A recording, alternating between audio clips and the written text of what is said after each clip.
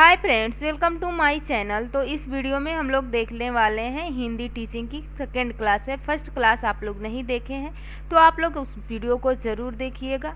और आप लोग किसी भी यूनिवर्सिटी से बीएड कर रहे हैं और आप लोग का सब्जेक्ट हिंदी टीचिंग यानी हिंदी पेडालॉजी हिंदी शिक्षण है तो आपके लिए एक क्लास हेल्पफुल होगी। आप लोग इस क्लास को ज़रूर देखिएगा और वीडियो के लास्ट तक बने रहिएगा। और देखिए, एक एक पॉइंट से आप लोग के क्वेश्चन पूछे जाएंगे। अगर एक भी पॉइंट आप लोग मिस कर देंगे तो आप लोग को लिखने में हो सकती है प्रॉब्लम। तो इसीलिए आप लोग प्रॉब्लम से बचने के लिए सारे पॉइंट को देखते हुए चलिएगा।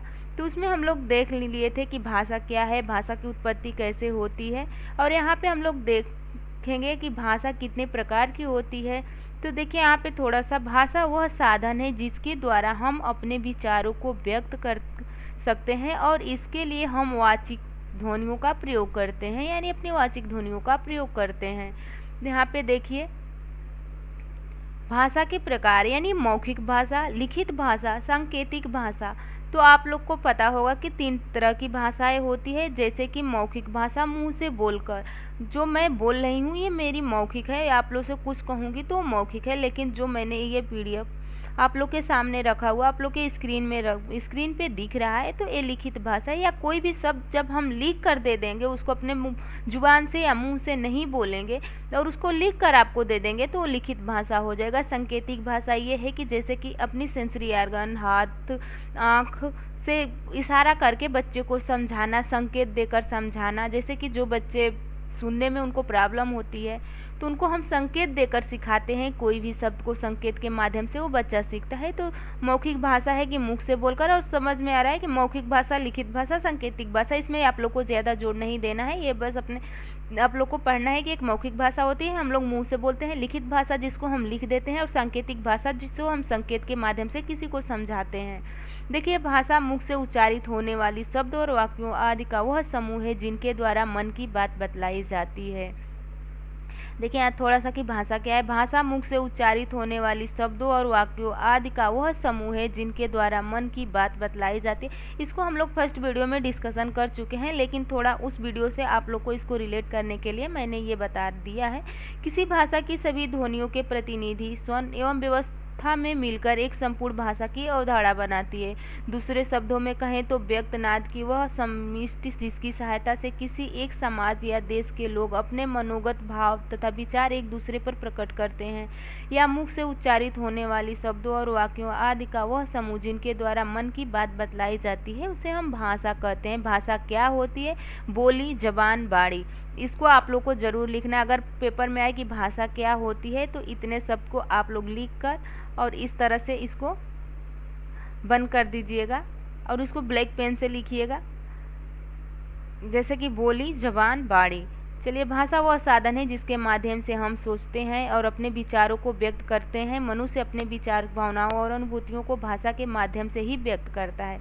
अब यहाँ पे देखिए, भाषा के प्रकार आप लोग को ऊपर मैंने बताया है 3 होता है, एक मौखिक, लिखित, सांकेतिक। मौखिक यहाँ पे है, देखिए, विद्यालय में वाद विवाद प्रतियोगिताओं का आयोजन किया गया। प्रतियोगिताओं में वक्ताओं ने बोलकर अपने विचार प्रकट किए तथा श्रोताओं ने सुनकर उनका आनंद उठाया। यह भाषा का मौखिक रूप है।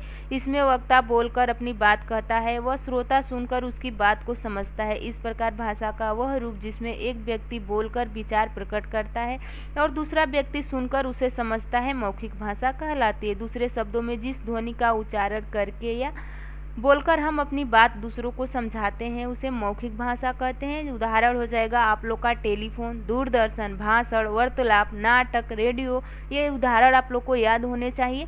यह भाषा का प्राचीनतम रूप है। मनुष्य ने पहले बोलना सीखा। इस रूप का प्रयोग व्यापक स्तर पर होता है।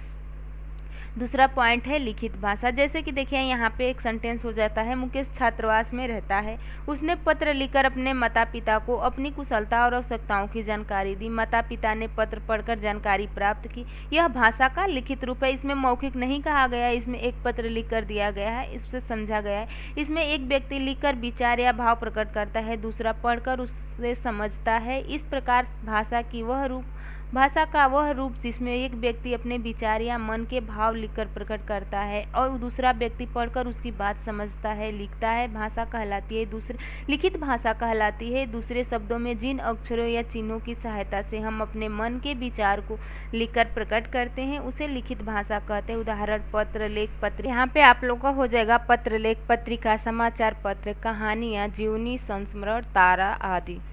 अगला पॉइंट है आप लोग का सांकेतिक भाषा। देखिए, जिन संकेतों के द्वारा बच्चे या गूंगे अपनी बात दूसरों को समझाते हैं वो सब सांकेतिक भाषा कहलाती है।